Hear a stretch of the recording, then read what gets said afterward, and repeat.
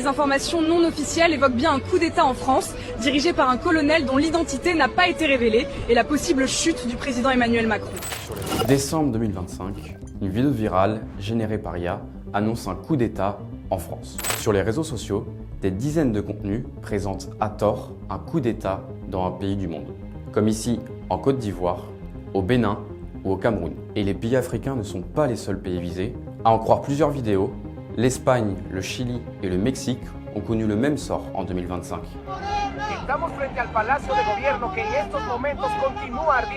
Qui se cache derrière ces vidéos? Dans nos différents cas, il s'agit d'un créateur de contenu digital ou de formateur en création IA. L'un d'entre eux propose même une mini-formation en création de vidéos par IA, tarif affiché, 3000 francs CFA, un peu moins de 5 €. Mais quel est l'intérêt de publier ces vidéos? Certains utilisent l'argument du divertissement, mais est-ce le cas pour tous? 20 minutes à contacter tous les auteurs de ces vidéos pour connaître leurs intentions. Seul l'un d'entre eux nous a répondu. Il est l'un de ceux qui a annoncé un faux coup d'État en Côte d'Ivoire. Originaire du Burkina Faso, le jeune homme dit proposer un contenu qui s'inscrit dans une logique de démonstration des capacités et des dérives possibles de l'intelligence artificielle. Et à aucun moment de désinformer le public. Mais faut-il le croire sur parole? Méfiance. Pour Vincent Berthier, responsable du desk technologie et journalisme chez Reporters sans frontières, cela pose une autre question, celle de la traçabilité et de la transparence des contenus. Est-ce qu'un contenu qu'on va voir a été généré entièrement ou partiellement par intelligence artificielle, ou est-ce qu'il est produit par des journalistes, par des analystes? En fait, aujourd'hui, les gens ont besoin de savoir à quel genre de contenu ils ont affaire. Est-ce qu'ils ont affaire à un contenu qui est un contenu d'information, qui est un contenu faux, qui est un contenu humoristique? Et c'est d'autant plus le cas en période électorale. En regardant la date de publication de ces vidéos, on s'aperçoit d'ailleurs qu'elles ont été publiées dans un contexte politique précis. Prenons la vidéo annonçant un coup d'État au Mexique. Celle-ci a été publiée le 3 novembre 2025, au moment où le mouvement de la Gen Z prenait de l'ampleur sur les réseaux sociaux. Celle sur le Bénin, au lendemain d'une tentative de coup d'État dans le pays, déjouée par les autorités locales. Le faux coup d'État en Côte d'Ivoire, à quelques semaines des élections présidentielles, période où la Côte d'Ivoire faisait face à une vague de désinformation. Les périodes électorales font toujours l'objet d'une attention particulière pour ceux qui produisent la désinformation, parce que c'est là qu'il y a des enjeux, et c'est là qu'il y a potentiellement une capacité à faire basculer dans les démocraties des résultats électoraux dans le prisme, dans une direction qui arrange les désinformateurs.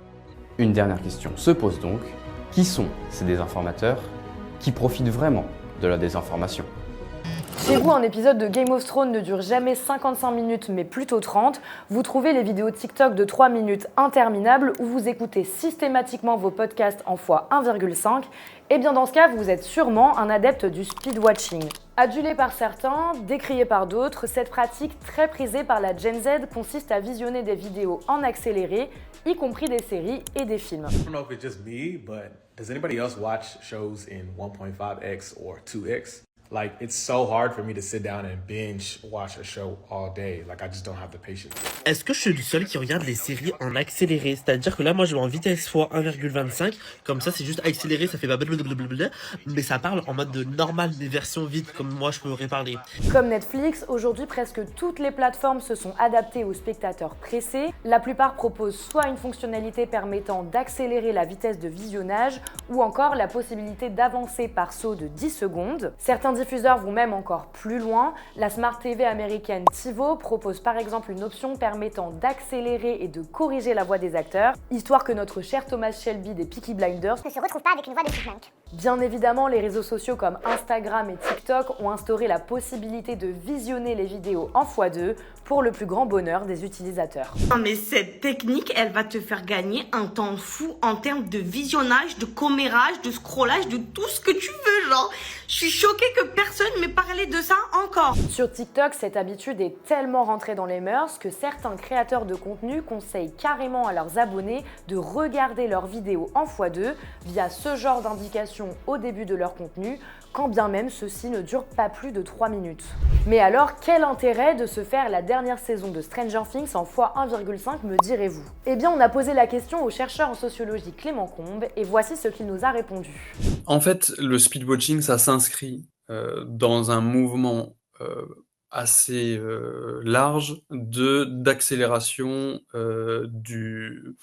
des consommations culturelles et médiatiques. On est amené à répondre à de nombreuses sollicitations, a fortiori avec les réseaux sociaux numériques qui vraiment ont bien compris, ont implémenté tout un ensemble de choses pour solliciter via la dopamine, etc., pour solliciter notre attention et notre intérêt. Par exemple, si on prend une grande série des années 2000 qui s'appelait The Wire, qui est une série avec une temporalité, une rythmique qui allait très bien pour l'époque, aujourd'hui, elle paraît très lente parce qu'on a été habitué à des séries dont le rythme lui-même s'est accéléré et qu'en plus, on est en capacité d'accélérer nous-mêmes avec un paramétrage simple sur telle plateforme ou tel logiciel. Et le speedwatching ne s'arrête pas aux séries et aux films. Depuis quelques années, le phénomène touche aussi la musique et les podcasts. Dans ce cas, on parlera carrément de speed listening.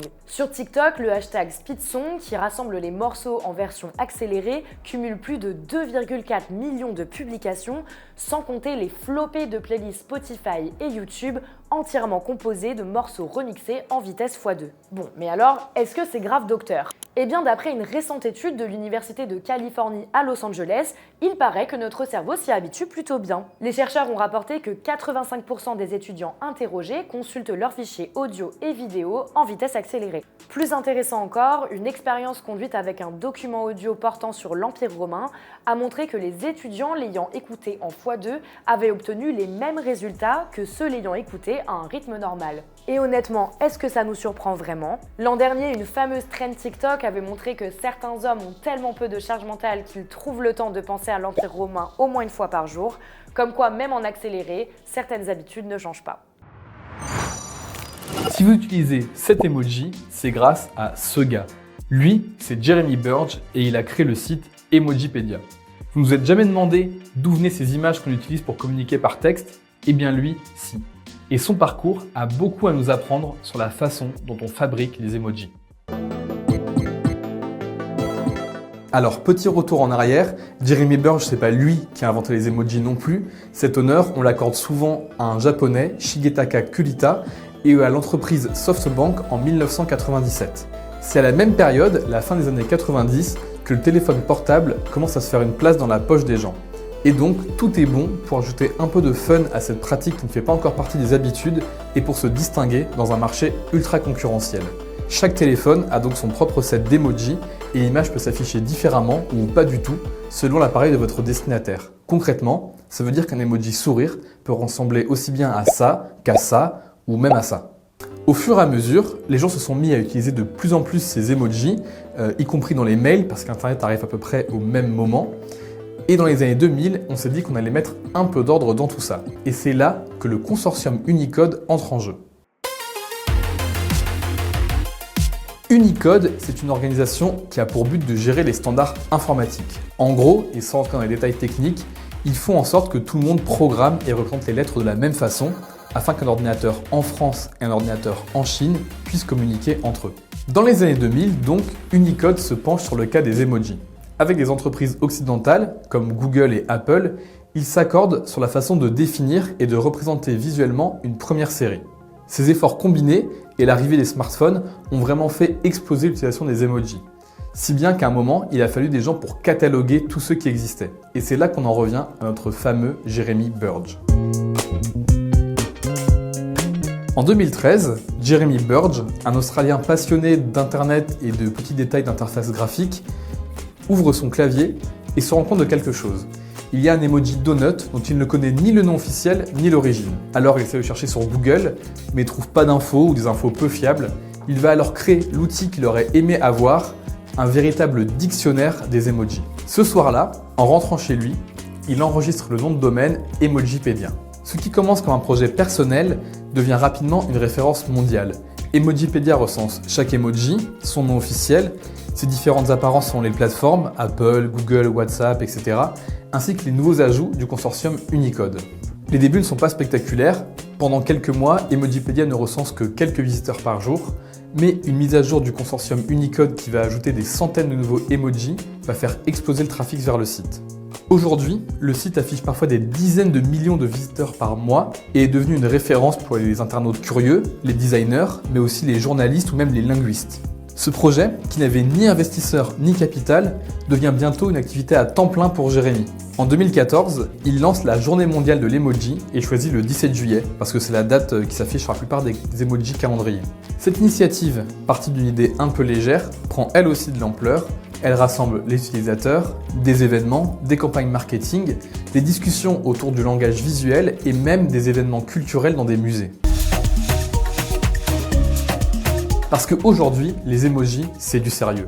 Unicode ajoute chaque année une dizaine de nouveaux pictogrammes et chaque choix fait l'objet de débats, de commentaires ou d'articles. Ajouter une image d'une femme avec un foulard sur la tête ou bien choisir de mettre une paella avec ou sans fruits de mer, ça fait l'objet de débats, voire de disputes qui mobilisent des personnes au sein de l'organisation.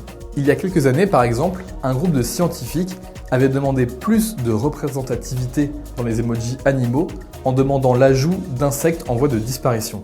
Parce que ces petites images colorent aussi notre imaginaire. Jeremy Burge lui-même a par exemple contribué à un redesign plus fidèle de l'emoji skateboard ou à l'ajout de drapeaux pour le Pays de Galles et l'Écosse. Il a travaillé directement avec le consortium en participant à des comités techniques et en défendant la clarté et la représentativité des emojis. Et si vous voulez faire pareil que lui, eh bien c'est possible.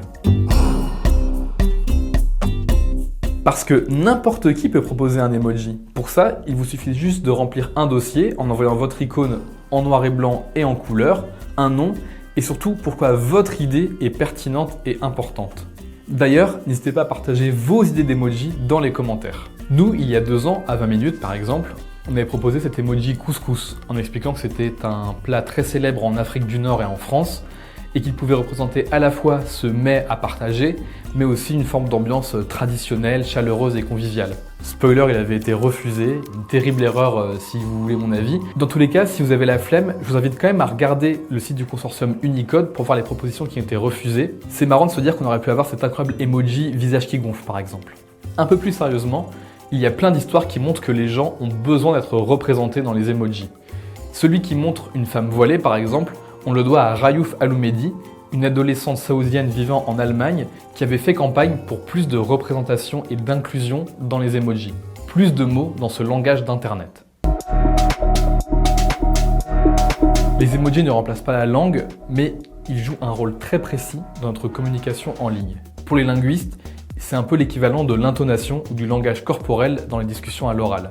Si vous lisez d'accord, d'accord ou d'accord, ça ne veut pas du tout dire la même chose. Plusieurs études en linguistique et en sciences cognitives montrent que les emojis aident à réduire les malentendus dans les conversations écrites. Ils permettent d'indiquer une intention, une émotion, parfois même de l'ironie, là où le langage seul serait ambigu. On ne les lit pas comme des mots, mais on les perçoit instantanément comme un signal émotionnel.